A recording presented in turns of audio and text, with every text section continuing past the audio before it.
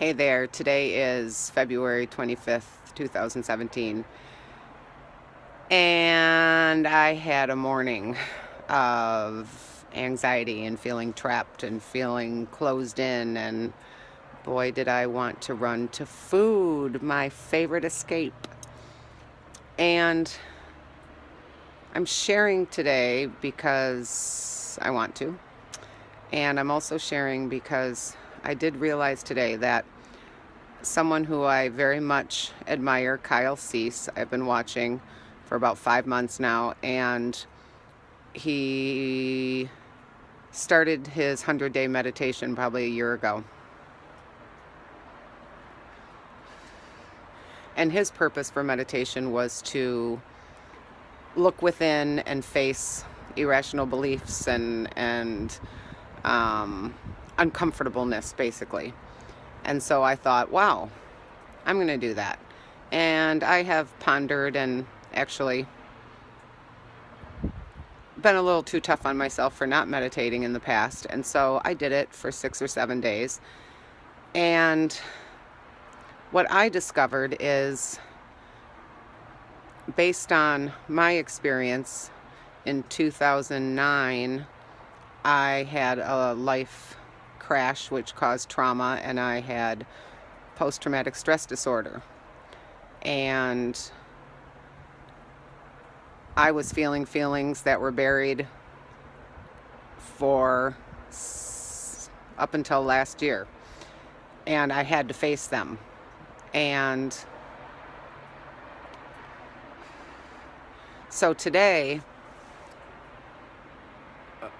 after doing 8 years of serious personal work, because I didn't have a choice, it was survival, I recognized that, yes, I could meditate, but I don't really have to meditate, because I know, one, when I'm reaching for food, that I'm feeling something uncomfortable that is not necessarily the truth of what I'm capable of, or the truth of what I can have or do,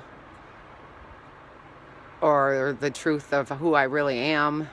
And so without meditating, I already feel it, and I address it, and I get it out of my mouth, and I communicate to whoever I need to communicate to, and I alleviate it, and then I connect more with myself. And that's how I connect to myself. So I want to make it wrong that meditation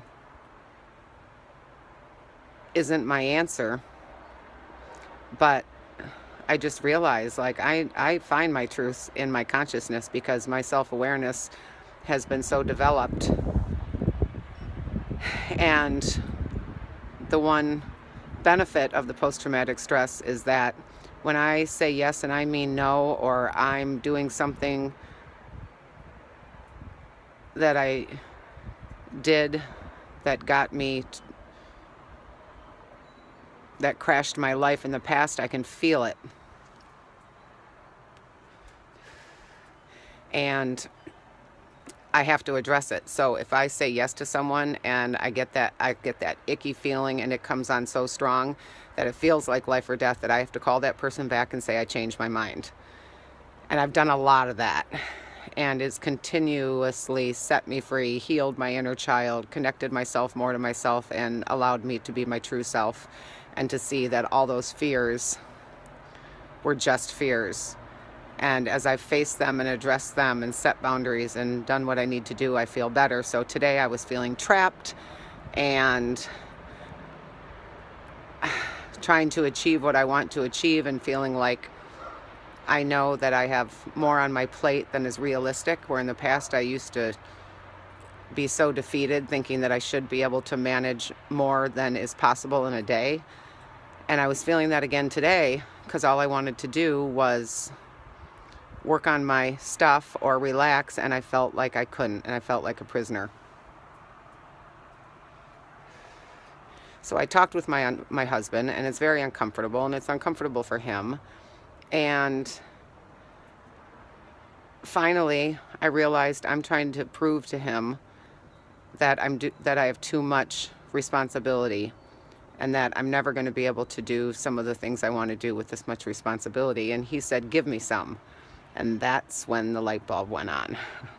If I give you responsibility, then I can't be the old me. And then my irrational belief is that he's going to abandon me because he has to have more responsibility. And that's not the truth. So what he says, that it's fine, and what I hear are two different things, and I know it, and it makes me shake, and I have to push through it and give him the responsibility that he's willing to take to set me free. And that is the practice. Feeling the fear and doing it anyway. So even though my brain still wants to say, danger, danger, don't give him tasks. And who would I be if I were free?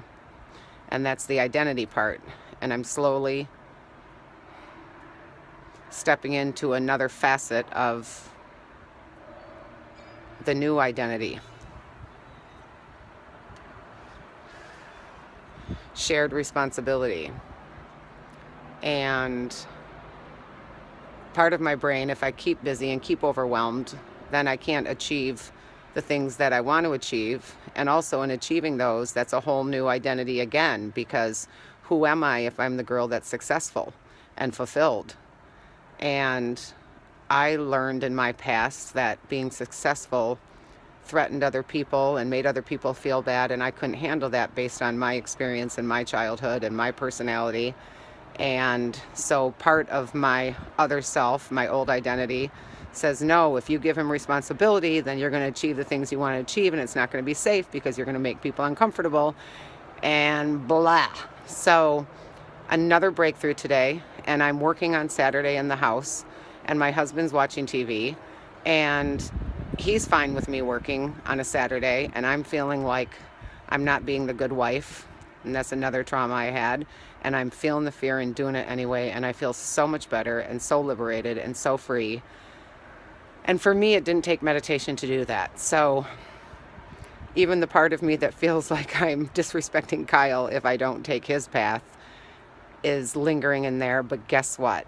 That's not disrespectful, because I'm honoring what I know is my path. And you're seeing a little smile on my face.